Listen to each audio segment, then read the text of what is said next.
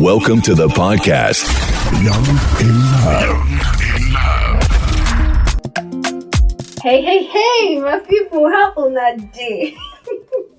How are you guys doing? Welcome to another episode of the Young in Love podcast. I'm so excited to have you here. On the last episode, we talked about what we talked about. So if you haven't listened to that episode, please do so. And news updates. We have a YouTube channel now, Young in Love Media. So go to YouTube, search for Young in Love Media, like our videos, and subscribe. On today's episode, we are going to be talking about sex and prayer, guiltless fornication, and I've brought in an amazing guest on today's episode. The last time I saw you was 2018. Abi? Yeah. So I'm not going to give you guys the background gist of this person, but just know that I'm excited that he's on this episode today, and he's the inspiration behind this episode. So there's no better person to be on today's episode than him. So once we're just discussing, and he's now a married man, so nobody should ask me for his handle or stuff like that. He's happily married, so stay off. But I know that after his wedding and we were discussing, he was saying something about, just how you're just at liberty to punch, and then in the morning you wake up and just pray to God. No burden in your chest, not guilt-free knacking. Guilt-free knacking, and I'm like, that's a good topic. So I've brought here today a special somebody. I'll let him introduce himself. Right. My name is Obinna. So I should call you Obinna or Obi. Obi. No, I'll call you Obinna.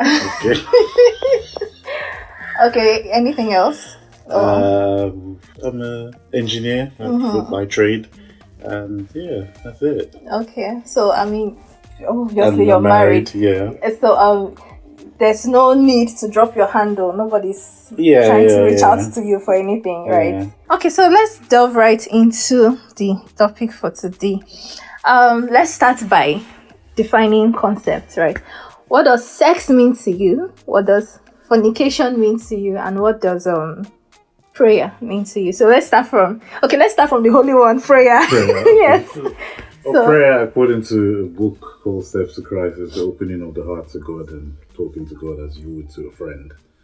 So yes, you sharing what's on your heart, and whether it's your burdens or your desires or your requests or whatever it is that is, or your thanks, and being able to communicate with God. I believe that God talks to us through His Word, through the Bible. As you read the Bible, you see what God is telling you, and then that inspires you to now open and talk to Him about what's actually going on in your life.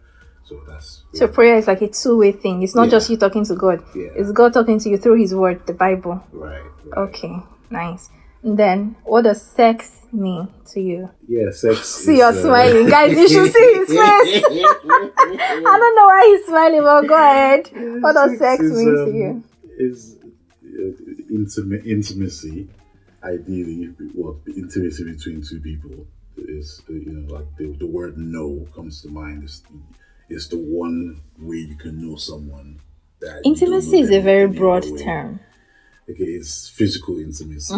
Yeah, physical intimacy in the deepest sense. To the point where we use the word "know." You know someone, you have sex with them. You're super intimate. That's what sex is.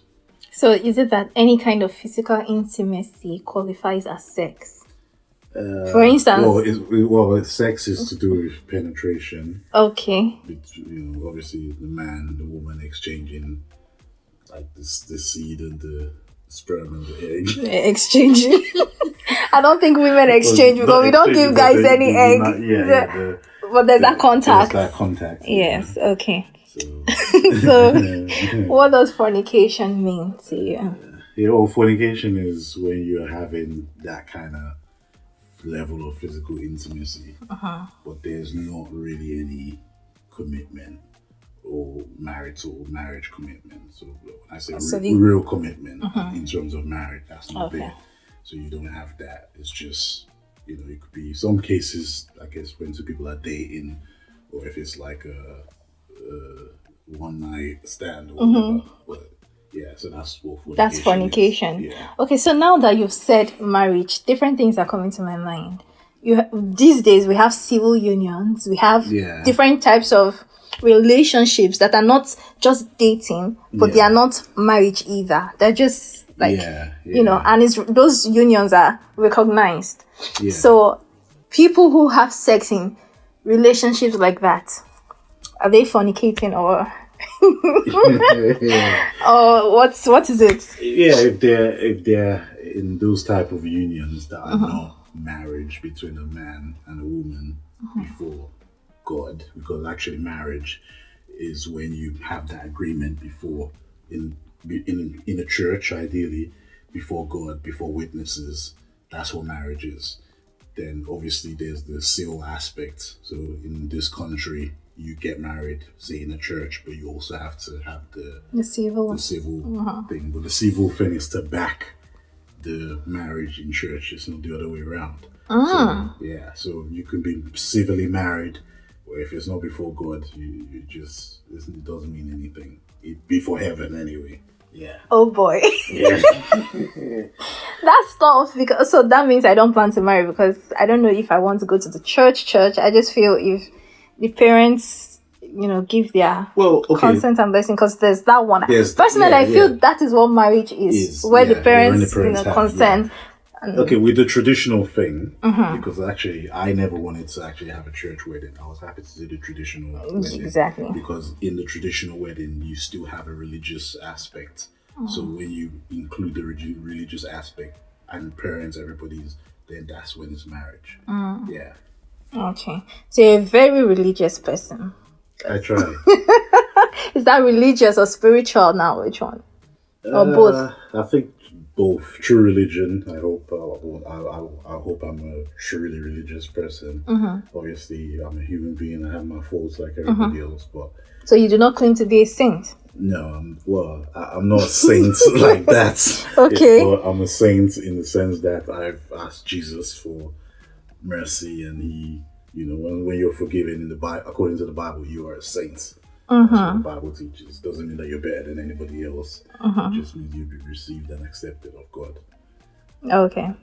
So, from the two definitions that you gave, I noticed something when you were defining prayer, when you were defining fornication. There was some religious undertone to your definitions, right? God was included in both definitions, but I noticed that when you were defining sex, God was completely out of your definition. I was paying attention. So let me ask you now. Yeah. Have you at any point in your life felt that sex was incompatible with prayer? Yeah, definitely, 100%. Why? Because in church, they're always hitting it into your head that you should basically don't have sex. Yes. It's evil, it's sin. When actually, like you said, it's not. It's actually... Oh, I haven't said yet. Well, no, you haven't said that. No, but you alluded to the fact that actually it is it is a gift that God has given to us. Oh, so sex now is a gift. Yeah. So I think it's a gift. So hold on. Are you just realizing that sex is a gift from God? Because I asked you, have you at any point in your life felt that sex was incompatible with prayer? And you said yes. So at that point, you didn't have that idea. Yeah, well, when you're single, it's not a gift because you're not married, so it's not for you. Okay, so now sex is only a gift from God when you are married. Yeah. It's not a gift from God when you're single. It is, but you can only tap into it. You need to pick one side. What is it? Is it a gift or is it not a gift? Sex is like a car that you received at your 15th birthday or 16th birthday, but until you have a license, you can't drive that car. So it's not that God doesn't give you the gift. The gift is there until you get your driving license. Then you can drive that car. So when you get married, well, at least you have the license. Car, right? Even though you can't drive it, you have it. Yeah. So it's not that it's not. But the thing is, you'll still be angry that this car. Why can't I drive it now? Why can't? Like, no, you need to get your license. Then you can drive the car. So it's like that with sex. It's not that it's not a gift, but when you don't have the license, it's annoying because it's just like, why do I have this car but I can't drive it? And everybody else, all my other friends, they're driving their car. without their license. Okay, so this is the first time ever I'm hearing someone liking sex to a 16th birthday gift. That's an interesting one. So now that you have said it's like this gift and you don't have a license until a certain time, I want to dissect fornication. Okay. Because in your definition again, you said stuff that is outside of marriage, right? And then for sex, you use the word penetration. So now my question about fornication is, there are unmarried people who have this same religious sentiment, right, about fornication, that it's a sexual immorality. Unmarried people should not be engaging in sex or sexual activities until they are married. So, but those people who have that kind of religious sentiment, a good number of them think that it's okay to do certain things like kiss, cuddle, finger themselves, those other things that will not include penetration. Because now to these people, penetration is the main thing. Once you've penetrated, then you've had sex. In fact, something interesting. I had someone once tell me that he met this girl. She's not Christian, but she's from, I think she's Muslim or something. Okay. So she wanted to get the pleasure and everything, but because of where she's from and how it is really important that as a lady you marry as a virgin, in quotes, you understand? Yeah. She told him to penetrate her from behind. So it was anal sex, right? Just so that the vagina is unpenetrated. So now back to the question, when it comes to fornication, do these other things count? Like the kissing, the cuddling, the other orishi play, Yeah, some of those things are like starting the engine and warming up the engine. But it's not driving the car. It's not driving the car, yeah. So stuff. Yeah, when you're talking about when you go to penetration, you're driving the car, whether it's from the back or from the front, whether you're reversing or driving. Okay, so you're saying anal sex, vaginal sex, everything is sex as far as there's penetration. Yeah. But then what about oral sex then? Yeah, it's still some kind of penetration. So it's still penetrating sex. The mouth. Yeah. So it's still Oh my God. So you're still having sex. Yeah. But the other stuff I would say is more like you warming up the engine. Oh, you said the other stuff. List like them kissing and fondling and.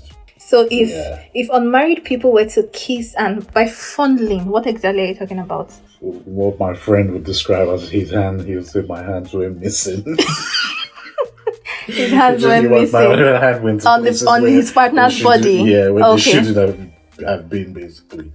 So that's fondling. So if unmarried people would kiss and cuddle and misplace their hands, and fondle each other, it will be okay because there's no penetration. Of course, like you said, it's just warming the engine. It's warming the. Well, then why are you warming the engine if you're not trying to drive the car?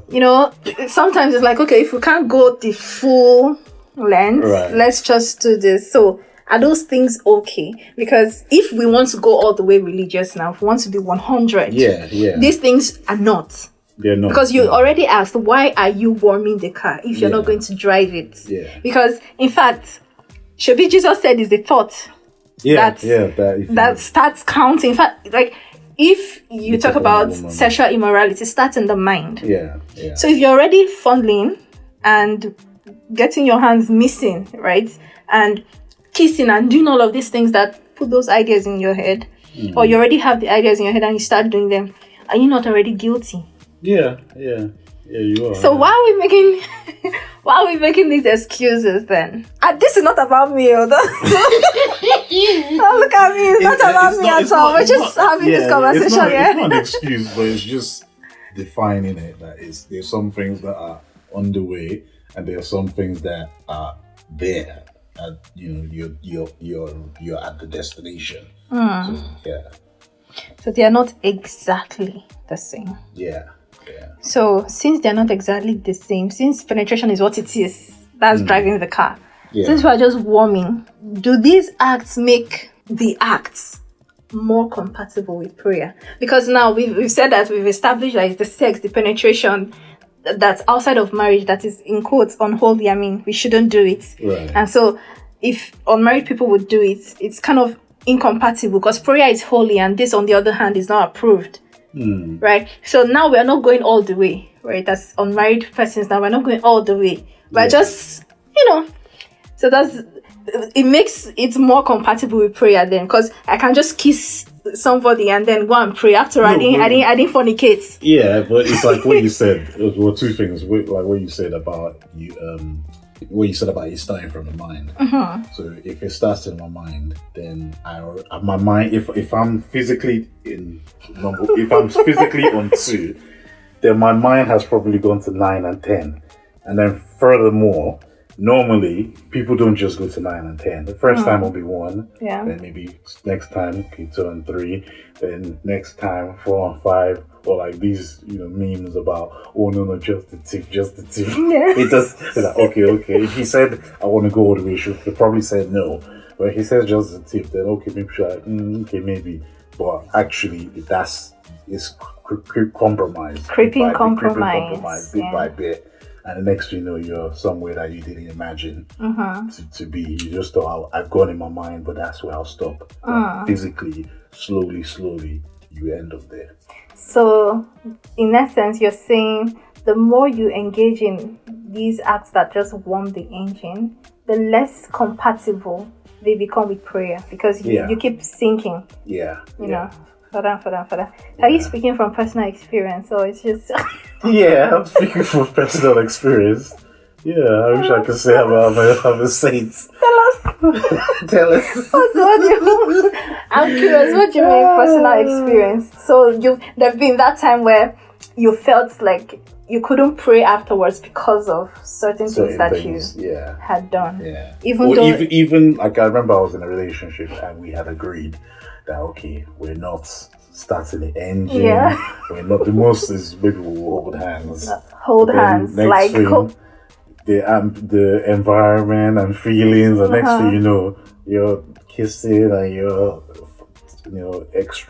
excessively fondling. You're thinking, how did I get here? But I mean, if you didn't go all the way, then as you said, it's you didn't drive the car, right? So you just warmed the engine. Yeah. Yeah. But then after you still feel like, oh no, what did I do? Like, so there's that's the kind of the guilt. The guilt. Aspect, yeah. Okay. Yeah. And I think it was something I heard years ago. This preacher. He was basically saying, he was talking about being being equally yoked on this issue. And it's something that he said which is it's wise. It seemed a bit, but he was basically saying, just make sure that you're yoked with someone that is on your page. So if you want to be on gear 2, make sure that person is happy to go to gear 2, and that's it. If you want to be going to gear 5, gear 10, don't be planning to stay on gear 1 and the other person they're okay to go to gear 5. Eventually, so somebody's going to give in. So make sure that you guys are okay. We are holding hands. Yes, say, oh yeah, I want to hold hands, and I say, okay, cool. Then you guys are agreed. But don't go and mixing up with someone that is happy to be, kissing, fondling, and then you just want to hold hands. It's not going to work because eventually you're going to want to please them and give into their thing. So it's good that you, when you're going into a relationship, talk about those things at the beginning. Yeah. And if the person says, well, actually, I don't mind, having sex or and that's not your thing, then just walk away.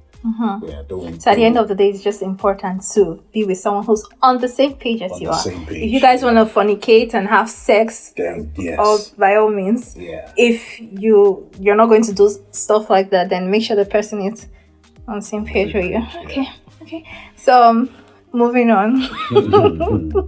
So has there been a time, right, when sex and prayer did not really feel at opposite ends, like they didn't feel incompatible for you?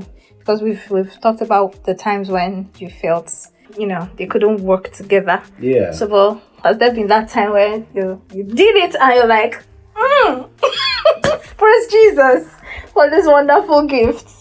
When it was before I was married, Anytime at all. Has there ever been a time when you had when you drove the car, when you had Yeah. sex, or when you warmed the engine, whichever, Yeah. and you didn't have this guilt afterwards?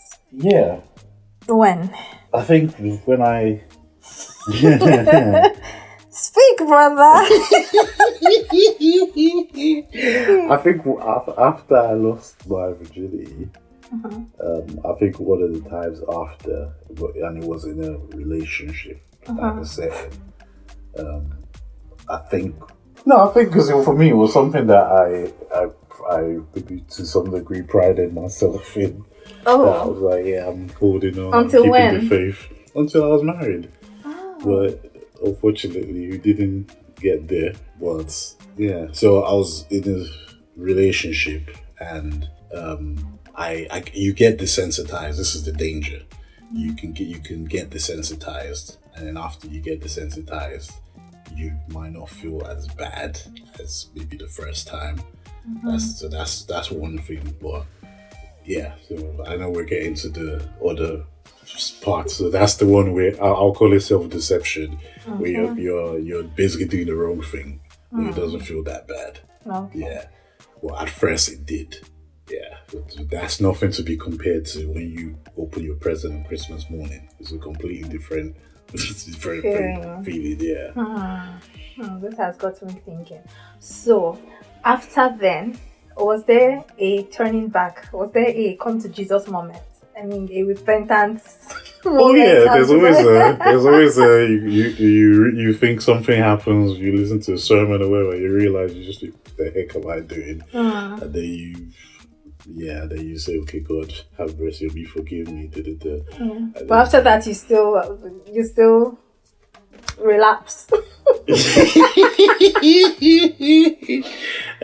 Yeah, there were some relapses. Yeah. But Okay, so let's not dwell so much on that. Let's move on to the time when it was legit. when it was legit, okay. You know? Yeah. So yeah. Okay, so I remember a friend of mine, years ago. He's late now, but Are we talking about you now or your friend? my friend? Okay. Yeah. So he got married, and then he was basically telling me about his experience. Yes. And I think for me, marriage seemed like something that was very far distant in the future, and they were really, yeah. But anyway, he was like, yeah, well, I remember when during the time he was married, he said how he remembers he remembers getting up in the morning, having sex with his wife, and then having devotion. Morning And it was devotion? just like everything flowed into one. Yeah. And the concept just blew my mind, because I was like, how? Are you actually telling me that you can have sex and not feel any guilt? Yeah. And that was something that just really blew my mind. And that was something that I looked forward to. Sure. Yeah, because I'd never heard anyone talk about guilt-free sex, basically. Yeah. So Then you looked forward to it, and then when you and eventually then when married, I did get married, then I was able to have sex with my wife. Yeah. And then have devotion straight after And Bible you're like, study. yes, And it I was did like, it. yes, there's no disconnect, anything. So what is it like actually being able to just finish in the night with Madame, and then in the morning just pray? Just what is it like in comparison to when you're not married? If I'm really honest, I think the first time I was like, and she was like, okay, you pray. I was like, We just and then finished but then I remembered that you're married. that actually I'm married. I don't need to feel guilty. I don't need to feel bad. So then I was like, oh, okay, there you go. It's interesting. I feel like I should also look forward to that feeling. Yeah. And I think, okay, for example, there's a lot of people that view marriage as a as a burden. You're locked in a cage, and you're trapped. And if I'm honest, I think when I was single to a degree, I did view marriage that way. As a trap.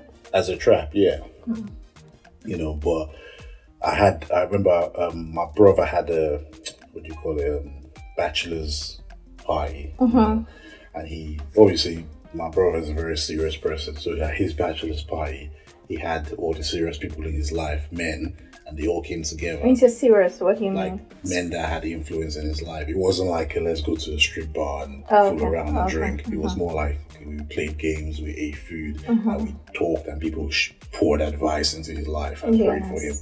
So one of the guys that was there, his name was Jermaine.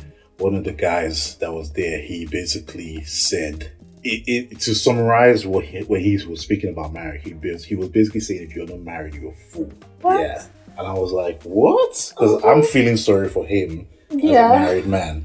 But then he's just looking at me as a single man, and he's feeling sorry for me. And he said, look, if you're not married, you're a fool. You don't know what you're missing out. And I just realized that actually, maybe people that are married, they don't advertise marriage as it is, or maybe because they're not experiencing bliss for what it should be. Obviously, marriage has ups and downs, but for him, he was just like, look, my wife is amazing, my children, family is the best thing I ever did. And the quicker you do it, the better, is basically what he was saying. And that really pricked me and piqued my interest. So I think those type of experiences, it did make me look towards marriage. And I feel like maybe today there's a lot of people that have been scared because of what they've heard, whatever. Yes, and social media doesn't help at all. It doesn't. Get married today, divorce tomorrow. Get married today, violence tomorrow, and stuff. I saw something the other day that said, even in terms of the way dating is conducted, that people are being trained to get divorced. So you're in a relationship with someone, you hit a brick wall, and the first brick wall, red light, you press eject, you jump out. That's not real life.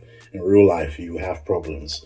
And the reason, my parents, a lot of the older generation, they were married for so long, is because they understood that life is about partnership, and people have faults, you work with them, all this type of it's a journey to resolve the conflict, not jump out. So nice. So you guys are listening to all this good, at least one thing that makes me really happy is that there's positive stuff flowing from this, because these days what we consume, especially in social media, is very negative. There's this bad energy towards marriage. Oh my God, on my marriage they fear me, because I have someone like in namesake who we celebrated her marriage and everything, and in less than 2 years, 2 years is even long, but for some people it's 6 months or even 2 months and it's done. In less than 2 years, then the next thing I'm seeing pictures of her husband battering her, head injuries, neck, just really messy, right? And she's presenting strong video and audio evidence, recordings of the man doing these things. So it's almost like there's no denying it. Right. So in this time when there's so much negativity, right, against marriage, it's so good to hear about your experience and that of your friend. And maybe there are some others out there as well. So I wish people would share more of these positive stories, because I don't know why, for some really strange reason, we are drawn towards the negative. Would have parents who have been married for maybe 20-30 years, but would rather look to celebrities with bad marriages and would be like, look at these people, this marriage thing is not. Well, you have your parents, I'm not talking about those who've had to endure abuse to make the marriage work. I'm talking about real partnership. You understand? So it's really a good thing that we have people like you and your friends who speak good things about. And I'll mention this one as well. Like, I had this one friend recently, and we were just saying in a casual conversation, and he said he's been married for, I think he's married for almost 18 years. And he said, I've never cheated on my wife. He's never cheated on his wife. Never cheated on my wife. Please say it again, louder this time. He said, I have never cheated on my wife. Pause. And when I heard pause. I'm in that number, or I used to be in that number. I just feel that, or I always ask myself, is it possible in this time and age to find a person? Let me not even say man now. Okay, no, let me say man, because we're talking about is it possible to find a man who will not cheat? This your friend has children. Yeah. Okay, now see, I mean, this is an aside. It's not part of the, the main reason for this episode, but since it came up, let's talk about it. When a woman gets pregnant and then she has kids, the doctor will say, stay away from her for some, 4-6 weeks, let's, healing take place. I've heard many men say that period, they struggle. And that is when, for the ones who cheat, that's usually the genesis for them. And then for some others, it will be some other reason. I've heard a man say that, when you live with a woman for so long, she starts to feel like a sister. And then it's in your head where you can't really have sex with your sister. It's too routine, and it's just, you've seen all of her. So you want the excitement outside. And then some other guys say they want to still know if they're in the game, in the market, if they still have that appeal and ability to toast shishina. You understand? So there are thousands of reasons why men cheat. So to hear, that's why I said pause. Let me soak that in. In 18 years of marriage, he's never cheated. Yeah.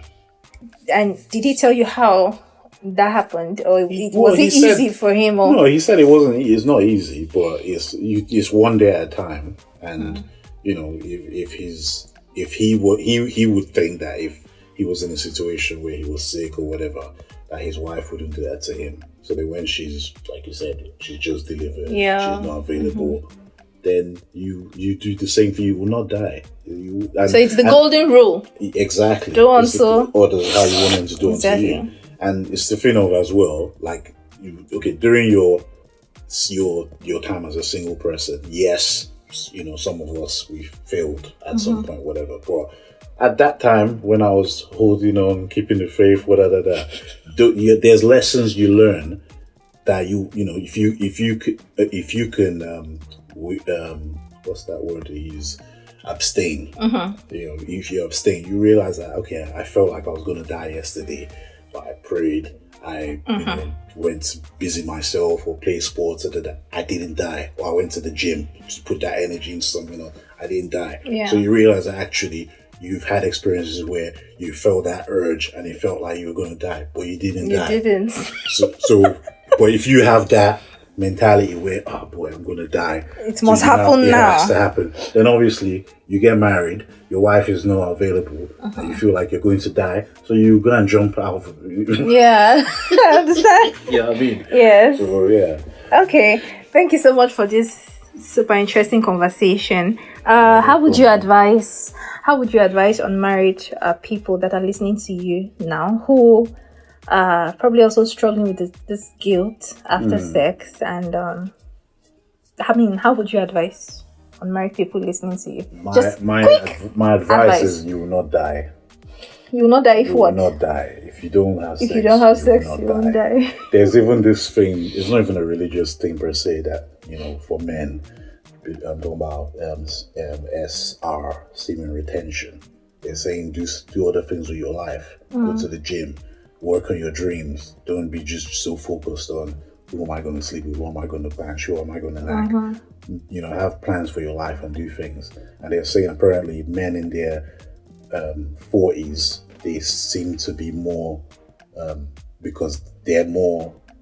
I'm trying to remember, but basically men that are in their 20s and so they're running up and down chasing girls. The men in their 40s, they're more focused. They're doing things with their lives and saving money and So my advice is just do things with your life. Focus on your dreams, focus on your goals. You will not die. Okay. I mean, I was going to bring up this blue ball myth, but I think I will dedicate a separate episode to discussing the blue ball myth, where guys say they have blue balls if they're aroused and they don't let out. But we're not going to have that in this particular. So this is inspiration now for another episode. Yeah. Any advice or shout out or whatever to the married ones who enjoy guiltless fornication? Yeah. I think even when you're married, if you cheat, then there's going to be guilt. I feel. Guilt. Yeah. Let's leave this that one. Any advice to those ones who are like you, enjoying the thing? Yeah, for those as in rolling out from bed with madam and just doing devotion. For those that are married, continue to create an environment that allows for intimacy. You know, love each other, help each other. Men, if you need to help your wife clean, cook, make life easier for her, do those things because it will allow her to, you know, to want to be nice to you and you be nice to her, and you know, if you beat your wife, you're not a man. Yeah, you're not a man. So right. All those type of things. Just create a loving environment, and you enjoy as much guilt-free knacking as is possible. Nice. Okay, so is there any thing you would like to add in closing remarks? Something you probably wanted to say that I did not ask, or anything at all? Yeah, well, there is one thing. Also, in regards to it's not necessary to do with this, but sex is a contract. You know, years ago when before I crossed the line, I remember I was speaking to a friend of mine, and he was dating this girl, and they used to make fun of me that, oh, get a girlfriend, why don't you have a girlfriend? But whenever they had relationship problems, they would always come to me. So he said he was seeing this girl, and he wanted to break it up, but he was struggling because the last time he tried to break up with her, he drove to her house, told her that, you know, I'm leaving you, opened the door. The girl walked out the car, and then as he's driving away, he looked in his rear view mirror and he saw her walking back into the road. She was going to kill herself, and then he now had to turn the car around to now stop her and now say, don't do, you know, I was joking. I was joking. That's crazy though. Yeah, it's a bit extreme, but so when he said this, I asked him, I said, have you slept with her? Did you have sex with her? He said yes. I said, well, that's why, isn't it? Because you've signed the document, whether you know it or not.